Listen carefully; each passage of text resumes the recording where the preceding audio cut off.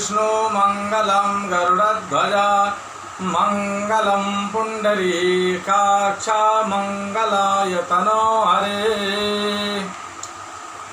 मैं प्रोफेसर धर्मेंद्र तिवारी, जूथाला संस्कृत महाविद्यालय मझौलिया, पश्चिमी चंपारण, वेद विभाग। मैं आज याज्ञवल्क्य शिक्षा पर आधारित वेद में हस्त संचालन और स्वर संचालन में एकरूपता के संबंध में व्याख्यान देने जा रहे हैं। यह जो है सो याज्ञवल्क्य शिक्षा उपशास्त्री प्रथम एवं द्वितीय वर्ष तथा शास्त्रीय प्रतिष्ठा द्वितीय वर्ष में पढ़ाई जाती है, जिसके बारे में हम लोग विचार विमर्श करने जा रहे हैं। वेदाध्ययन फलम न आश्नुते इत्याह, हस्तभ्रष्ट स्वरभ्रष्टो न वेद फलम अनुश्नुते। वेदाध्ययन करते समय वेदाध्ययन करता वेद पाठी को सावधानी हो करके हस्त संचालन करना चाहिए, जिससे स्वरों का उच्चारण अनुरूप हो। यानी हस्त संचालन और स्वर संचालन में अंतर दोनों में नहीं हो, एकरूपता होनी चाहिए। अर्थात हस्त संचालन तथा स्वर विनियोग में एकरूपता होनी चाहिए।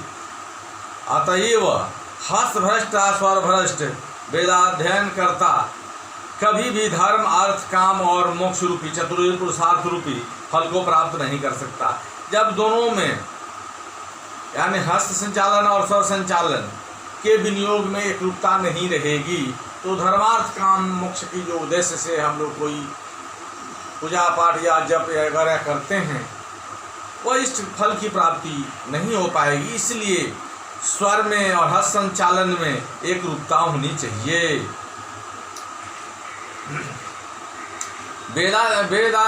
वेद अध्ययनकर्ता को सतर्क होकर के हस्त संचालन और स्वर संचालन का विनियोग करना चाहिए। तत्र कीदृशा पुरुषा वर्णानां समुचितोच्चारणे असमर्था भवन्ति। न करालो न लंबोष्ठो न व्यक्तो नानुनासिकः गदगदो वदजिह्वश्च न वर्णान् वक्तुमर्हसि।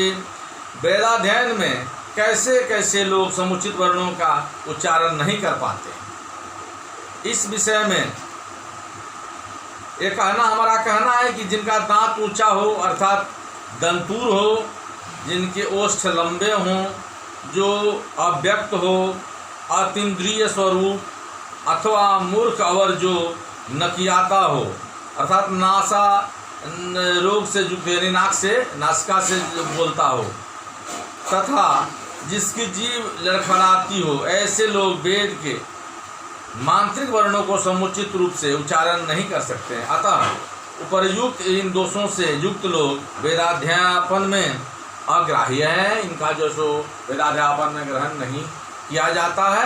इसलिए स्वर में हस्त संचालन और स्वर संचालन में एक रूपता होनी चाहिए। अन्वयः कराला न लंबोष्ठा न अव्यक्ता न च अनुनासिका गदगद न बदजिह्वाश्च न वर्णान् वक्तुम् अर्हति। व्याख्या करालः उन्नतदन्तः दन्तुरः करालो दन्तुरे तुंगः इत्यमरः नहि वर्णान्मनक्षणानि वक्तुम् उच्चारयितुं कथयितुम् अर्हति समर्थो भवति इति निष्कर्षः। एवमेव सर्वत्रोपरिष्टाद् क्रियापदात् संयोजनीयः तथा च लंबोष्ठः लंबः लंबायमानः ओष्ठः मने अधरः यस्य एवं भूतः पुरुषः अर्थात् विकृत रदच्छदः इत्यर्थः। नैव अव्यक्तः अव्यक्तः अतीन्द्रिय स्वरूपो मूर्खो वेति तथा ही शब्दार्थ चिंतामणौ यथा हरौ अस्मार हरे मूर्खे सांख्योक्त महदादौ च नहि च मन पुनः अनुनासिके नासिका रोग युक्ते नासा विकृते सति एवं विधा पुरुषः गदगदः मन बाघ बीजिम्भृतः महाप्राण प्रभृतीनां कंठ्य तालव्यादीनां स्थान प्रयत्नोच्चारण चार्जमाणानां वर्णानां यथाविध स्थान प्रयत्नोच्चारणे असमर्थः पुरुषः जो हि दन्त्यादीनां विपरीतोच्चारणं करोति भाषायां तोतला इति कथयन्ति विज्ञः। वधजिह्वः मन बधा जिह्वाजस्य असौ वधजिह्वः अंतरा विरमितो भूत्वो चारयिता अस्खलित वाग्विशेष लोके हक्कला इति संज्ञेया प्रसिद्धा। इमे वाराका कुत्सितः नरः स्वर संज्ञान पूर्वकं समुचित स्थाने वक्तुं न पारयन्ति अत एव समर्थाः भवन्ति। अब आगे चर्चा है कि तदा कीदृशः नरः वर्णोच्चारणे समर्थः स्यात् इति निर्देशः। अने किस प्रकार से मनुष्य जो है सुवर्णों का उच्चारण करने में समर्थ होंगे, जिससे स्वर संचालन और हस्त संचालन के विनियोग में अंतर नहीं हो, जिससे करने से धर्मार्थ काम मोक्षाणाम चतुर्विध पुरुषार्थ की प्राप्ति हो। इसके बारे में हम बताने जा रहे हैं। प्रकृतिर्यस्य कल्याणी दंतुष्टौ यस्य शोभनौ प्रगल्भस्य विनीतस्य सवर्णान् वक्तुमर्हसि। अन्वय प्रकृति जस्य कल्याणी दंतुष्टौ जस्य शोभनौ च प्रगल्भा च विनीता च वर्णान् वक्तुम् अर्हति। प्रकृते प्रकृति स्वरूपं शरीराकृतिर्वा यस्य वेदाध्ययन कर्तुः शिष्यस्य जनानां कल्याणी कल्याणकारिका सर्वांगेन शोभना अत्रायमासयोजत यस्य शिष्यं शरीरचनाक्रमः प्रभावोत्पादकः स्यादेवं भूतः सामुद्रिके शास्त्रे उक्तमस्ति यत् यत्राकृतिस्तत्र गुणाः वसन्ति शरीर सौष्ठवे नैव गुणानामाकलनं भवति।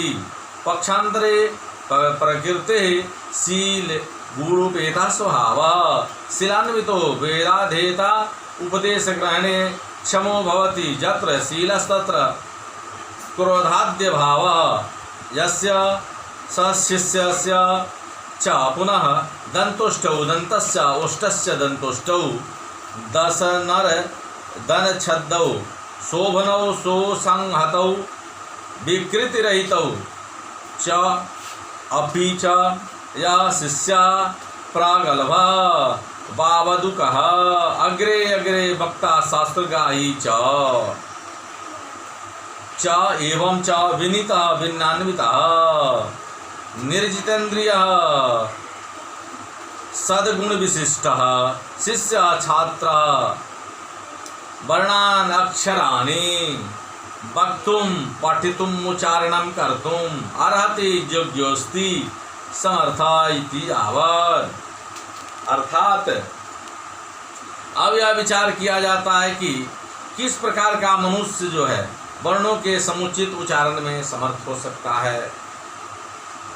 तो जिस अध्येता की प्रकृति कल्याणदायिका हो और जिसके दांत और ओष्ठ सुंदर हों, साथ ही बोलने में बावजूद अग्रवादी हो एवं जो विनय से युक्त हो, विद्या ददाति विनयम, वही वर्णों का समुचित उच्चारण करने में समर्थ होता है। ऐसा शास्त्रों में याज्ञवल्क्य ऋषि ने कहा है। अब हम लोग जो है सो ये 14 दोष हैं उच्चारण के, वर्णों के उच्चारण के, उसके बारे में हम लोग विचार विमर्श करेंगे। यथाभिहित वर्णोच्चारणे के 14 दोषा समापतन्तीत्याह।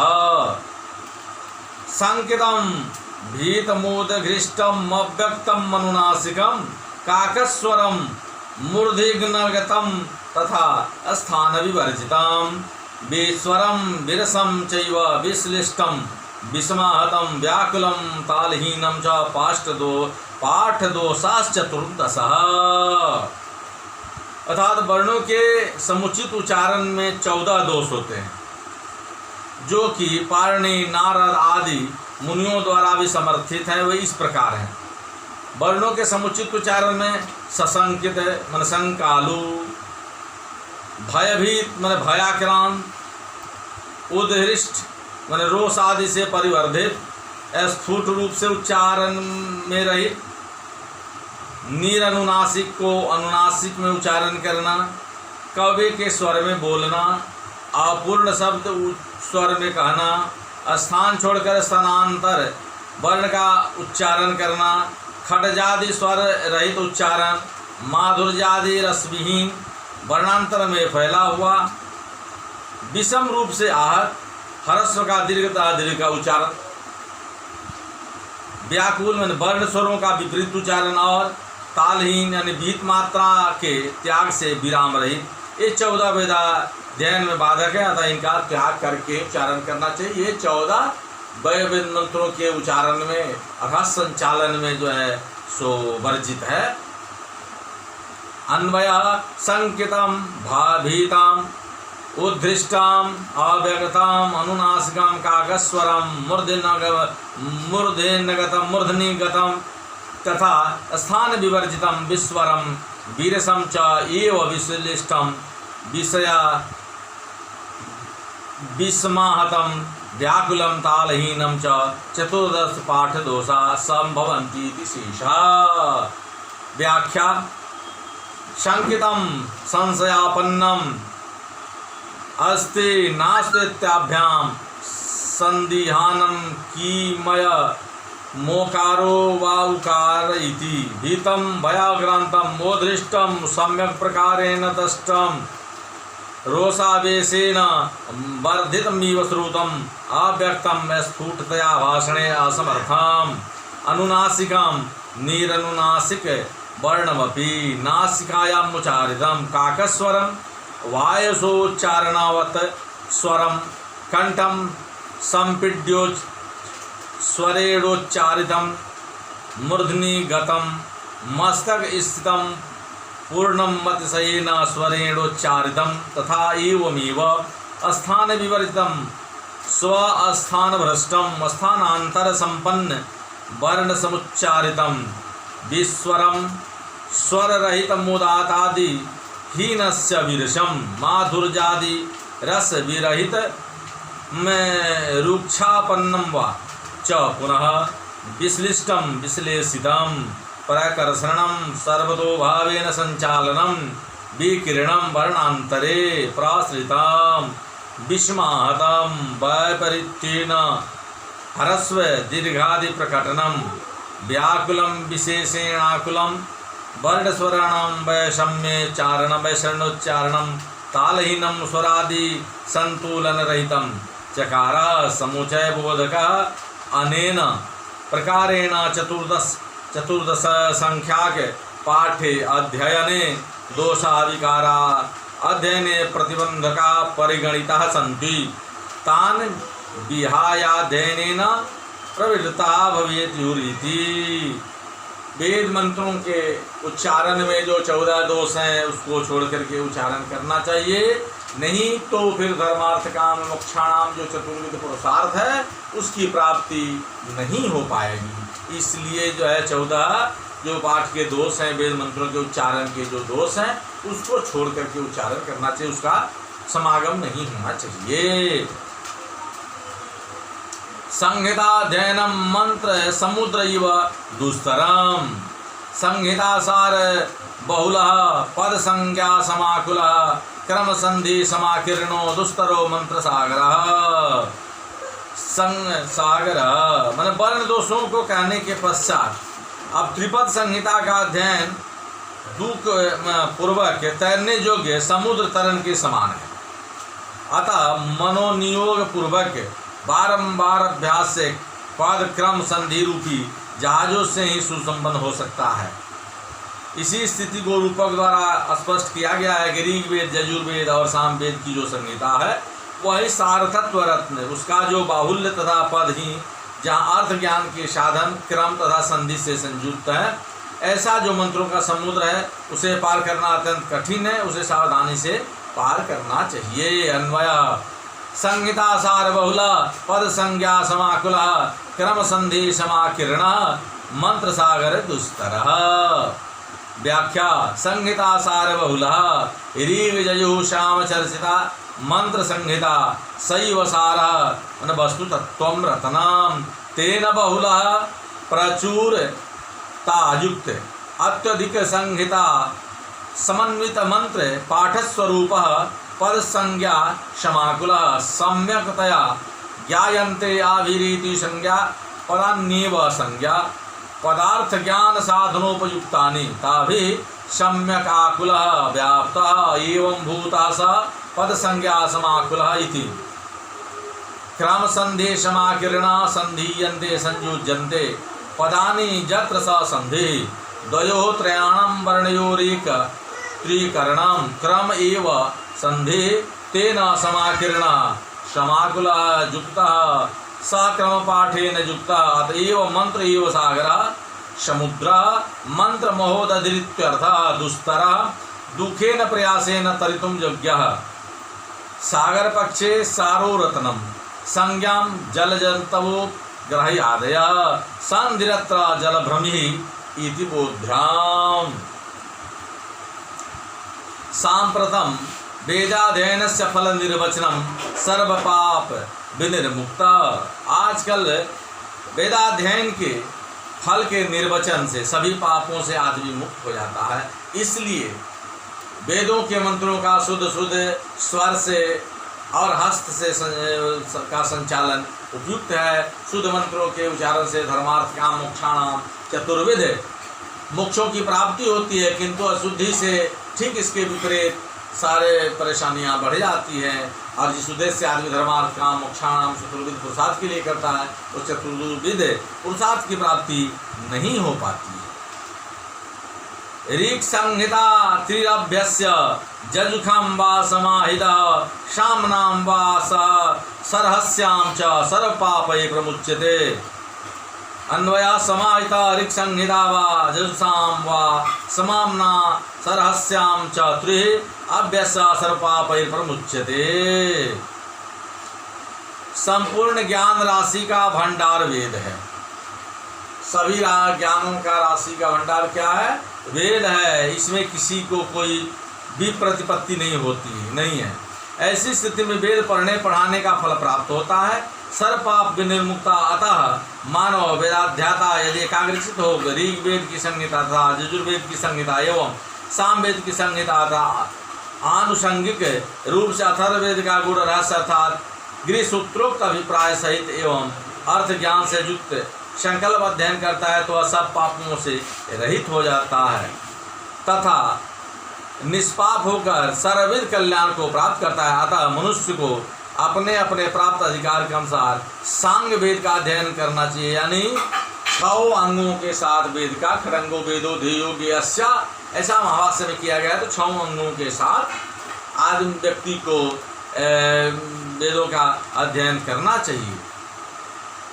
व्याख्या सांप्रतम वेदाध्ययनस्य किं महत्वं फलं वा विद्यते इत्येतत् सारांशेन प्रतिपादयन् आचार्य उपदिशति कस्यापि कार्यस्य सुचारुरूपेण संपादनाय एकाग्रताया आवश्यकता भवति। अतः वेदाध्ययन काले समाहिता एकाग्रतां विधाय ऋक् संहिता ऋग्वेदस्य संहिता भागं वा अथवा यजुषां मन यजुर्वेद मंत्राणाम अथवा सामनाम मन सामवेद संहिताम सारहस्याम मन अभिप्राय संहिताम अर्थ ज्ञान समुपेताम अथवा संकल्पाम पारस्कर्गे सूत्रे उक्तमस्ति कामं तु याज्ञिकस्य अतः यज्ञं वेदेति याज्ञिकः तस्य कामं स्नानं भवति सारहस्या मित्यस्य मित्यत्र रहस्य शब्दा उपनिषद समर्थका एते निर्मायातम जत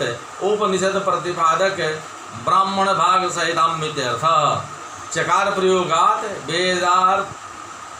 वेदार्थ अथर्व पुराणानि सेतिहासानि शक्तितः इत्य ग्राह्यम। संक्षेपेण वेदे सर्वाणि शास्त्राणि समाहितानि सन्ति तानि वेद वेदांगानि त्रिवारं पदक्रम पाठ्य रूपेण अभ्यस्य वेदाभ्यासं कृत्वा सर्वपापैः सर्वविधैः पापैः प्रमुच्येत मुक्तो भवति इति। सर्वपापैरित्यनेन न ज्ञानात् प्रमादाद्वा समुत्पन्नैः महापातकादिभिः इति निष्कर्षः।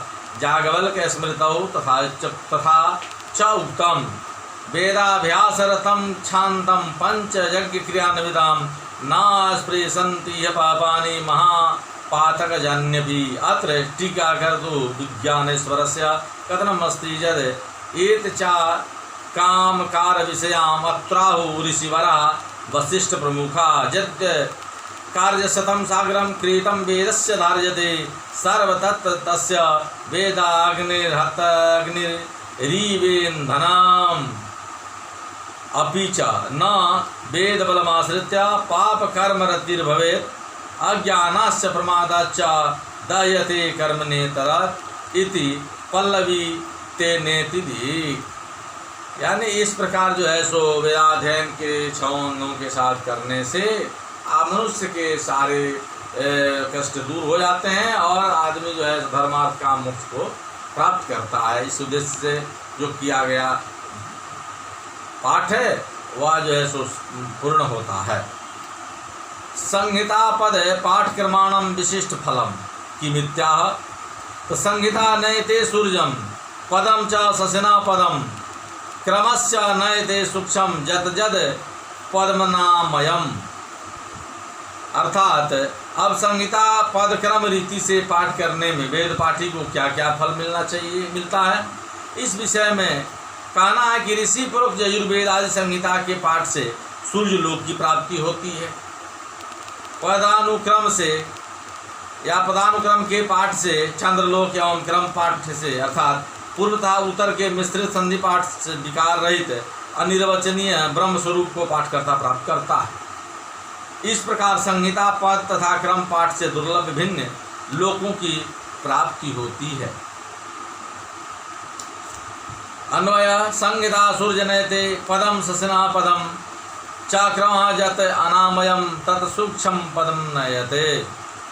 व्याख्या सांप्रतम संहिता पद क्रम रीति पाठेन कम कम फलम वेदाध्येता मानव प्राप्नोति इत्यस्मिन् विषये आचार्यस्य कथनं विद्यते यत् संहिता ऋषि प्रोक्ता केवला यजुर्वेद संहिता तासां संहिताध्ययनरतं मनुष्यं सूर्यलोकं नयते न प्रापयति। पदम पदपाठ संहिता प्रोक्त मंत्राणां विशेष पदपाठ ससिना मन चंद्रमस पदम चंद्रलोकमधिष्ठानं चंद्रलोकमिति यावत् च पुनः क्रम पाठ जो ही संहिताया पूर्वोत्तर पदयोर विहित संहिता पाठ अनामयम विकार रहितम सूक्ष्मम अनिर्वचनीयम जात ब्रह्म स्वरूपम पदम स्थानम स्वरूपम नयते प्रापयति।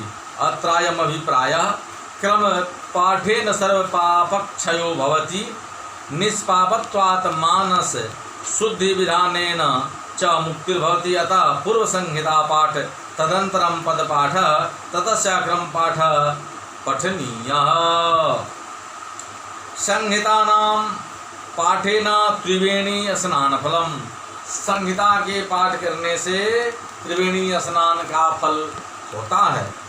कालिंदी संहिता गेया पद मुक्ता सरस्वती क्रमेण वर्तिता गंगा संभवोर्वाणितो नन्यथा। संहिता कालिंदी गेया पदम सरस्वती युक्ता क्रमेण गंगा अवर्तिता संभो वाणितो अन्यथा।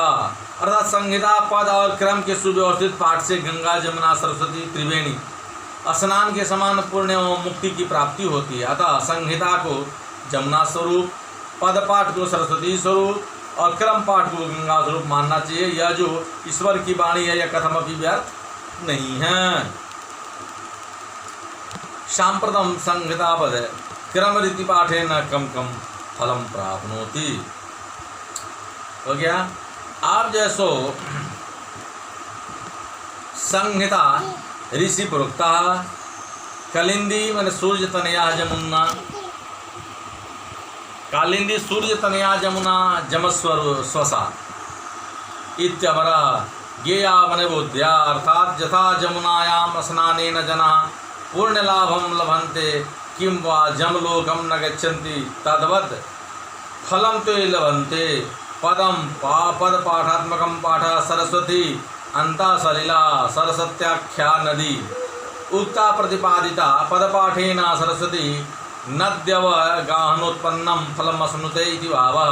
क्रमेण क्रमपाठेन गंगा भागीरथी तस्यामावर्तिता मज्जनेन स्नानेन अपूर्व स्वर्गादि फलं च मुक्ति रूपं वा फलं पाठका वैदिका लभन्ते। शंभो महेश्वरस्य वाणीमन वेद स्वरूपा वाक्यनि सरस्वती तु पुनः अन्यथा एतद् विपरीता नहि अत्र निर्गलितार्थ मैंने तीर्थराज प्रयागवत संहिता पदक्रमाणां सावधानतया पठनशीलस्य गंगादि त्रिवेणी स्नान तुल्यं फलं मुक्ति रूपं प्रददाति। आज हम लोग उपशास्त्रीय प्रथम एवं द्वितीय वर्ष तथा शास्त्रीय पत्रिका द्वितीय वर्ष में प्रचलित में सिलेबस के आधार पर याज्ञवल्क्य शिक्षा के बारे में हम लोग अध्ययन किए। फिर इससे आगे हम लोग जो है सो कल इस पर विचार विमर्श करेंगे। धन्यवाद।